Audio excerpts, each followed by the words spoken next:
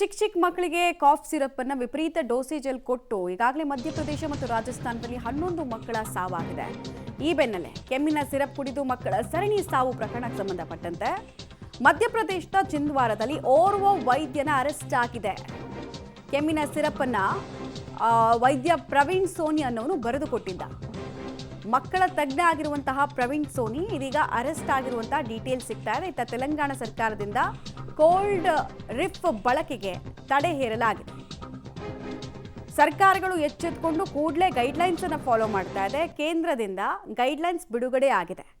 ಏನು ಗೈಡ್ಲೈನ್ಸ್ ಅಂದರೆ 5 ವರ್ಷಕ್ಕಿಂತ ಕೆಳಗಿನ ಮಕ್ಕಳಿಗೆ ಇಂಥ ಕಫ್ ಸಿರಪ್ಗಳನ್ನು ಅನಾವಶ್ಯಕವಾಗಿ ಕೊಡೋಕೆ ಹೋಗಬೇಡಿ. ಕಡ್ಡಾಯವಾಗಿ ಪ್ರಿಸ್ಕ್ರಿಪ್ಷನ್ಸ್ ಅನ್ನು ಇಟ್ಕೊಳ್ಳಿ. ಅದರಲ್ಲೂ ಕೂಡ ಕೆಮಿಕಲ್ ಇಂಬ್ಯಾಲೆನ್ಸ್ ಇದೆ ಎಂದು ರುಜುವಾತಾದ ಸಿರಪ್ಗಳನ್ನು ಈ ಕೂಡಲೇ ಮಾರಬಾರ್ದು, ನಿಲ್ಲಿಸಬೇಕು ಅಂತ ಹೇಳಿ ಗೈಡ್ಲೈನ್ಸ್ ಇದೆ.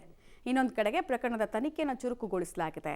2 ವರ್ಷ 3 ವರ್ಷದ ಕಂದಮ್ಮಗಳು ಉಸಿರು ಚೆಲ್ಲಿವೆ. ಮಕ್ಕಳ ಪೇರೆಂಟ್ಸ್ದು ತಪ್ಪಿದೆ, ಬೇಕಾಬಿಟ್ಟಿ ಡೋಸೇಜನ್ನು ಕೊಟ್ಟಿರೋದು ಕೂಡ ಗೊತ್ತಾಗ್ತಾ ಇದೆ. ಇನ್ನೊಂದು ವೈದ್ಯರ ತಪ್ಪು ಕೂಡ ಇದೆ. ಹೀಗಾಗಿ ಅರೆಸ್ಟ್ ಪ್ರಕರಣ ಮುಂದುವರಿತಾ ಇದೆ.